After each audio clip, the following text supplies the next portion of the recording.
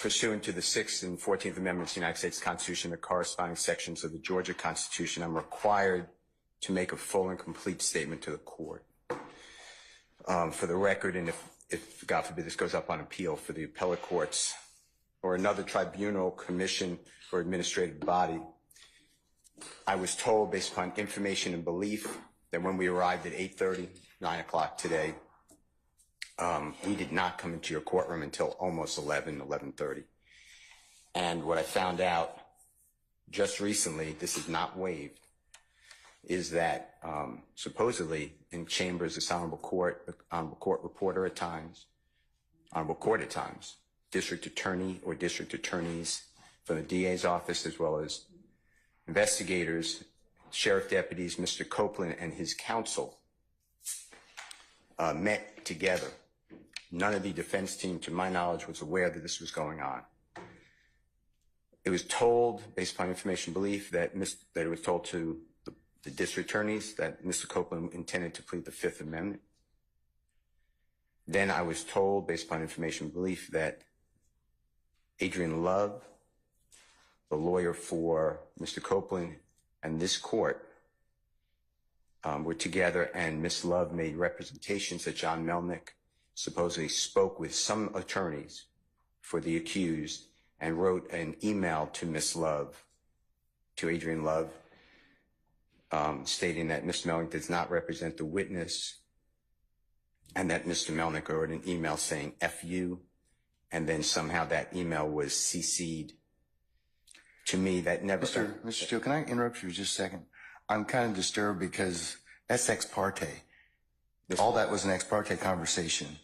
How did you find out about any of that? Well, I'm disturbed too. And the reason I'm asking you a question. How did you find out about it? I'm going to answer you the question. Okay. Scuttle, if you look at SCUDDER versus State, which is 298 Georgia, 438, it's Division 2, 782 Southeast 2D 638, 2016. Our highest court says when a court meets, because Mr. Copeland comes in, meets with the court supposedly made statements, which I assume is somewhat accurate based upon what you just said. We're entitled, Mr. Williams and every other person wrongly charged here is entitled under the Georgia Constitution to be present. That's a critical stage. It's just like when you meet with me, and you and Mr. Adams meet with me, and others have met with me. It's those are ex parte for a lot of different other reasons, but I will certainly note that for purposes of record. Well, I'm going forward. What I was told was that Mr. Copeland said... And you haven't answered my question yet. I'm not going to answer that question. You're not? No, I will not answer that question. Why will you not answer that question? Because I want to make sure that what I say is accurate, and I'm not trying to... No. I'm asking you, how did you get this information? I'm not telling the court. What I'm saying is based upon information... Okay, well, listen, if you don't tell me how you got this information, then you and I are going to have some problems. We can have... I have problems right now. Okay, I know. Look, I don't want to know about your problems, okay, at this point in time. All I'm asking you at this point in time is, how did you come upon this information? Look, if the case gets reviewed, the record's going to be available for our appellate court and for whatever reason.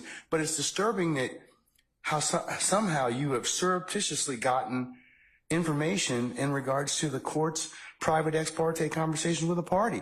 I mean, yes. A witness who was sworn in Friday, the court's telling, this is what I was told. If this is not true, not true. This court handed Mr. Copeland.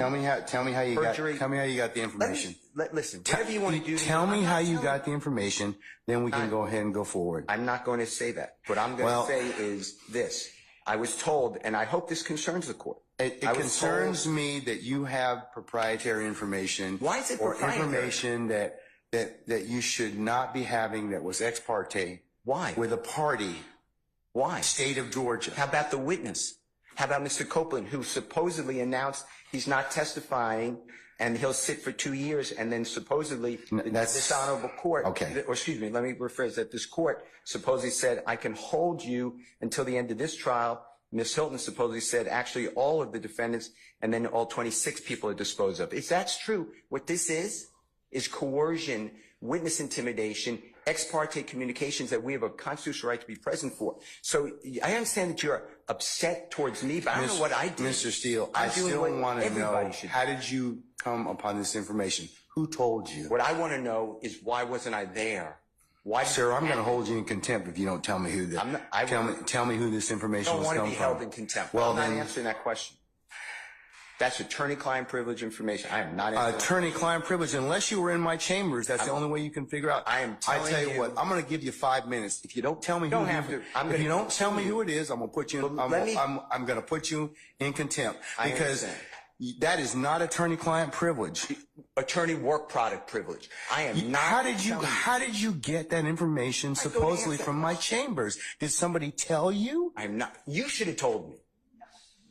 You got 5 minutes. Well, I don't need it. I want to continue. You got 5 minutes? This is what I was told. Mr. Copeland made statements that he admitted to killing Donovan Thomas and was. Don't take my notes. No.